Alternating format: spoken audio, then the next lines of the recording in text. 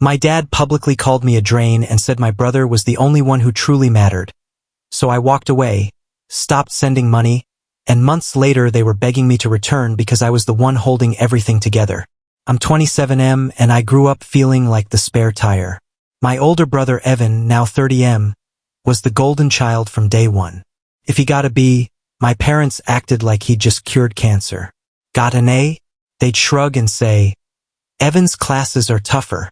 No matter what I did, my achievements were always brushed aside, while my mistakes were magnified. Still, I pushed myself. I worked extra shifts, saved up, and even sent money home when my dad complained about bills, hoping they'd finally see me. Then came the breaking point. We were having dinner at my parents' house. Family night, which felt more like a stage for Evan to shine while I played the sidekick. My mom was bragging about Evan's promotion, and my dad raised his glass to toast him. Then he turned to me with this cold smirk and said, "You've always been a drain. Your brother's the one who matters." Everyone laughed, even Evan, though awkwardly. My mom didn't say a word. I felt this tightness in my chest, but I didn't argue. Just grabbed my jacket and walked out, leaving everything behind. That night, I decided I was done.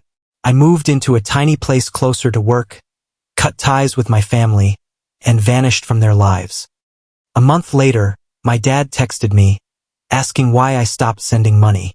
I stared at my phone for what felt like ages, and then responded, "Didn't want to waste it on someone who already had everything that mattered." Suddenly, silence turned into panic. I expected my dad to blow up, threats, insults, maybe even showing up at my door. But nothing happened. For 2 weeks, my phone was quiet. Then my mom texted, saying, "Your father is very upset. You know how much stress he's under. Stop being selfish." Selfish? That word haunted me since childhood. Asking for new shoes when mine had holes? Selfish. Getting sick and ruining Evan's birthday dinner? Selfish. Just existing in a way that took the spotlight off their golden boy? Selfish. This time I didn't respond. But through mutual friends and a cousin I still spoke to, I started hearing cracks in the perfect family image my parents had built around Evan. Turns out, his big promotion wasn't so shiny after all. He was struggling at work, constantly calling my dad for help, depending on them financially because he couldn't budget a dime. Meanwhile, my dad had gotten used to my extra money helping with the bills. When that stopped, they began to fall behind on mortgage payments. For years, my dad bragged about how my boys take care of me, but I was the one keeping everything afloat. Without my support, their image of Evan as the provider began to crumble. Guilt-tripping texts kept coming. First from my mom, then Evan himself. "Dude, Dad says the bills are piling up. Can't you help a little? It's family." Family? The same family that let me walk away without a word?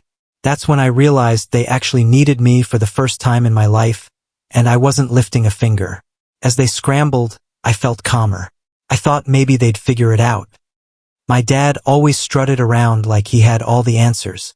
I half expected him to pull off some miracle without admitting I'd been the one quietly supporting him. But then the whispers started.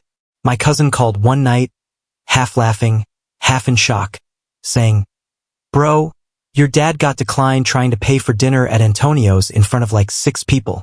This was my dad, the man who loved showing off at restaurants, ordering fancy wines just to impress everyone. He built his whole reputation on being the provider, and now he was struggling.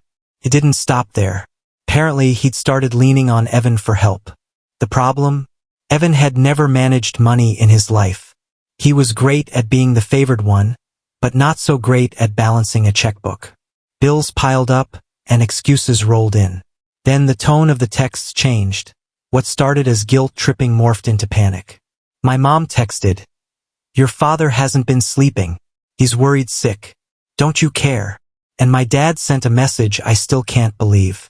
"I know I've said things I didn't mean. You've always been helpful. Can we talk? Maybe just loan me enough to cover the mortgage this month." Loan?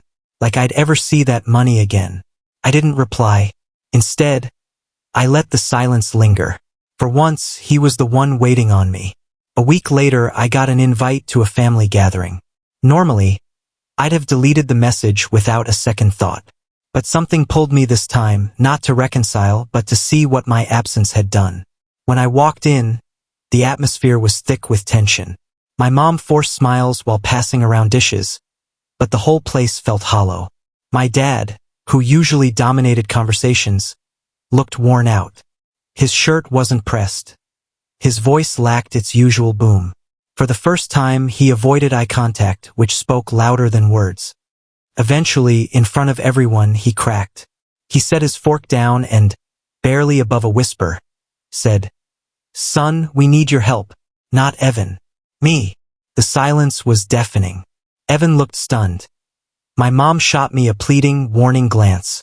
And there I sat, realizing the power dynamics had shifted. For once, I wasn't the drain. I was the missing piece they needed. But here's the catch. Just because they finally admitted it didn't mean I was about to swoop in and save them. When my dad said, "Son, we need your help," I didn't answer right away. I just sat there, my fork in hand, as everyone waited for me to fold like I had in the past. Instead, I calmly asked, "What do you mean by help?" That's when he laid it all out.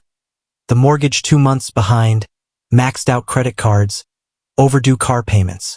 Evan, sitting next to him, avoided my gaze completely. He didn't look like the successful golden boy they always bragged about. He looked trapped. When my dad finished, all I said was, "No." Silence fell heavy around the table. My mom's fork clinked against her plate, and my brother muttered, "Seriously, dude?" My dad's face flushed red, and for a moment, I thought he'd blow up as usual. But instead, he softened his tone, saying, "You don't turn your back on family. We need you." I leaned in, meeting his gaze. "You turned your back on me a long time ago. Don't act shocked that I finally learned from you." Then I walked out.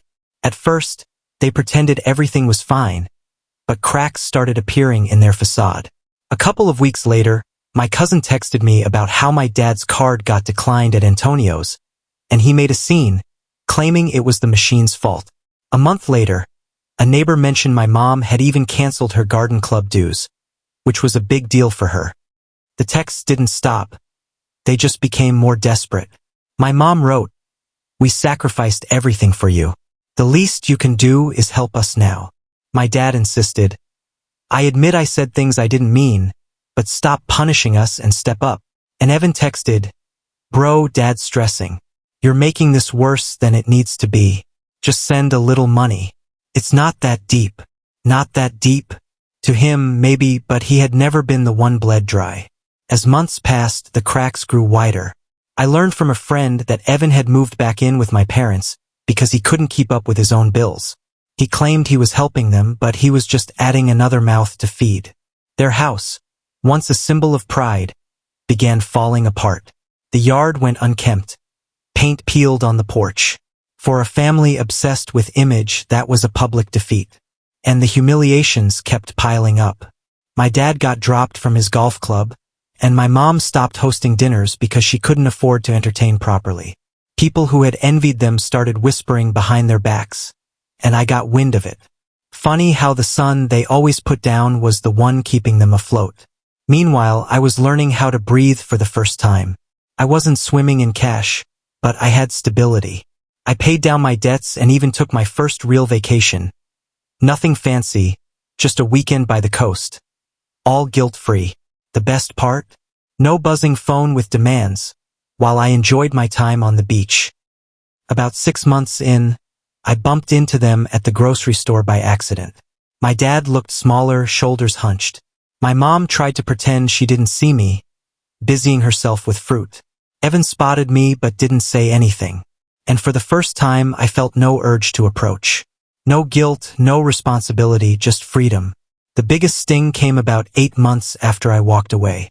A family friend let me know my parents had lost the house to foreclosure and moved into a rental half the size in a neighborhood they used to scoff at. Evan was living with them, unemployed again. I expected to feel triumphant, like karma had finally evened things out. But instead, I felt lighter, as if I'd finally set down a heavy backpack I'd been lugging around since childhood. They'd called me a drain, but I had been their lifeline. When I stopped giving, they sank in their choices. And as cold as it sounds, I had no regrets. Missing me meant something they could no longer buy back, fix with excuses, or pin on Evan. They were finally living in the reality they created without me holding it together. And that's what missing me really looked like. If you made it this far, don't forget to like, comment, and subscribe for more stories coming up.